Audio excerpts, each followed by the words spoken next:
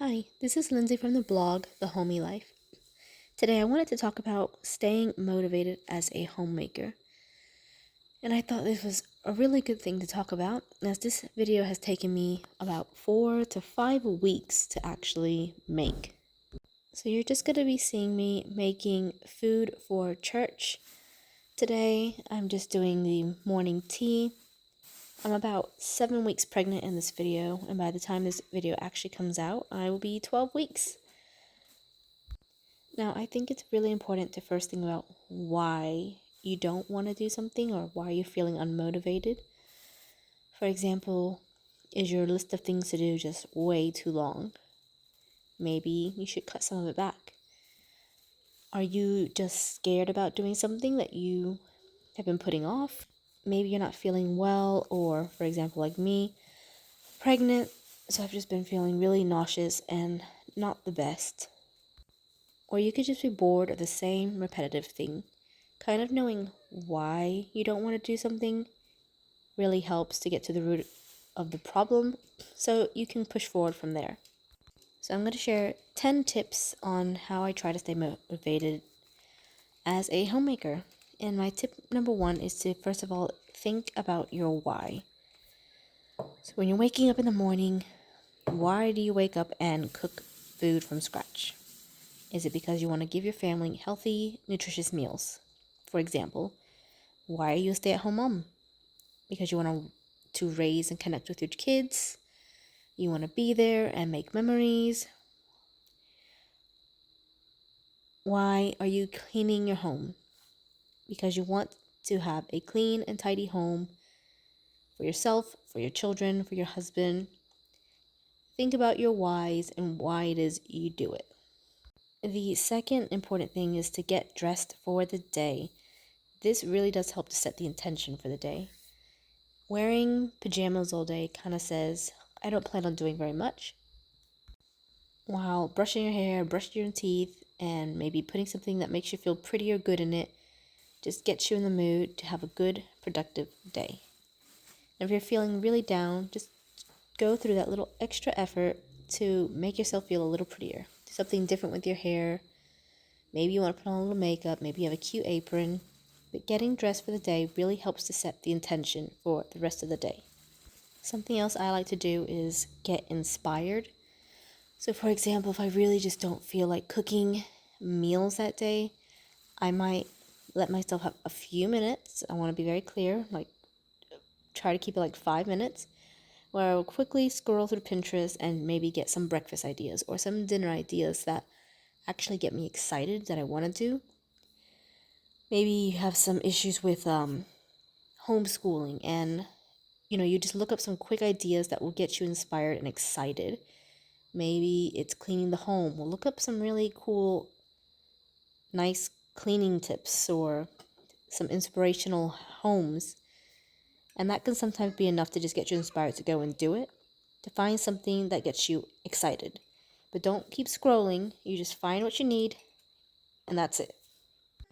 Now, I know this fourth one can be a little bit harder. It's easier said than done. But really try and start the day with nutritious food. No one can work on an empty stomach. And they've heard that what you start your morning with is what you'll crave all day. So if you start your morning with sweets, you're going to crave sweets all day. You start with a good protein source, you're going to be more full, more energetic, and you'll be wanting more of that throughout the day. No one can work on an empty stomach. So do your very best. Start the day with something nutritious, whether it's a smoothie that you prepared the night before, maybe you do like a chia pudding, or whatever you make the kids for breakfast. Just make sure you make extra so that you can eat it as well. My number 5 is to do something every day that sparks some joy for you.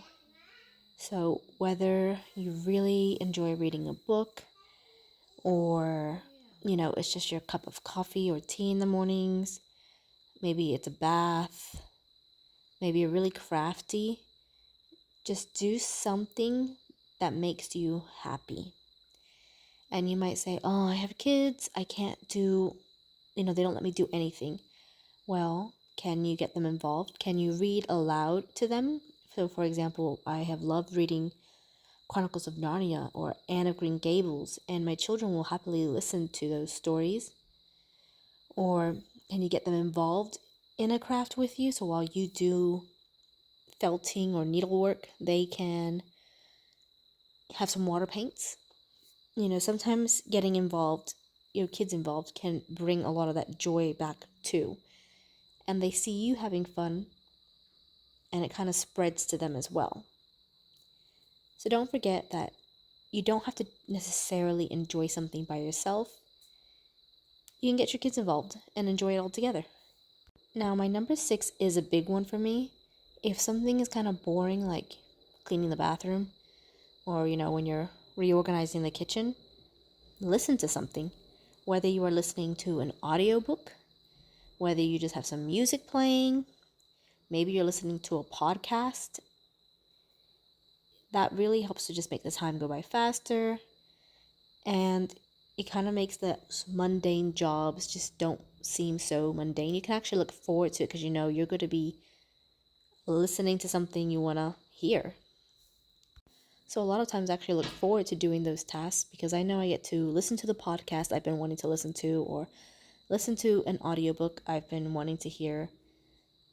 And that's just a really great way of also getting some time for yourself while doing the things that you need to do. My number 7 is gratitude snapshots. So I'm trying to really make sure I pay attention throughout the day and just take mental snapshots of things that I've loved during the day.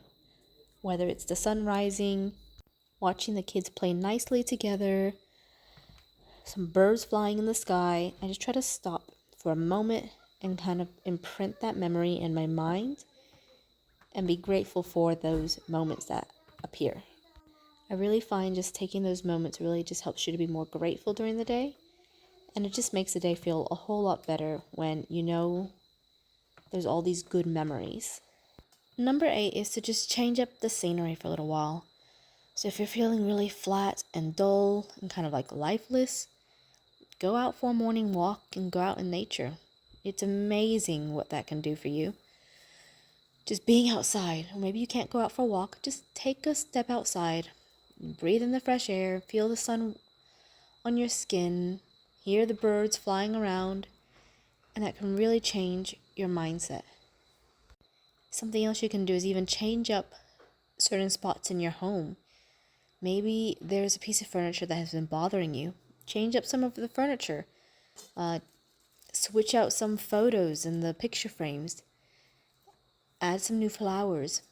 Maybe all you need is just a little change in the home that makes it feel bright and new again and exciting. My number 9 is to move your body more. Now, they say energy begets more energy. So moving your body intentionally really does just feel good. Even if it's kind of hard to make yourself want to do it, you always feel better once you've done it. Now, I'm not saying you have to do like a strenuous workout or anything, but even just like a short 10-minute stretch, maybe a little YouTube exercise. You put on a video on YouTube that's like 5 to 10 minutes. Do a full body, do a specific arm workout, whatever it is. Do some Pilates. Just moving your body intentionally really just feels good. And my number 10 is to connect with someone. We are social beings, and I think that honestly all of us are at our happiest when we have made some sort of connection with someone in the day. So if you're just at home with your kids all day, try and connect with your kids.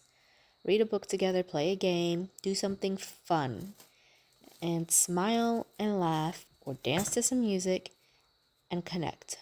If it's your husband, take a moment and chat and connect. If you don't have any of that, there are friends to call, family members, church members, a next door neighbor. Go for a walk. Surely you'll find someone you can chat to and connect with. I think it's just really important mentally that we have someone else to talk to, and know that we're not alone is very important as well. Know that what you're feeling is not bad, and just being able to share our thoughts and feelings with other people really helps to bring clarity and also joy when you're connecting with other people. Like kids, you probably won't be sharing your thoughts and feelings necessarily with little kids, but there is also a joy in their pureness and in their laughter and in the spark in their eyes when they are so happy. It's quite beautiful. So I highly suggest trying to make sure you connect with someone every day. Now, I'll have the blog post that I've actually written that goes along with this linked below. And I do hope that you have found this to be a helpful and encouraging video. And if you haven't done so, please like and subscribe to my channel. And I will see you again in my next video, which I have this time already started videoing and will be editing. So have a lovely day, and I'll see you again next week in my next video. Bye!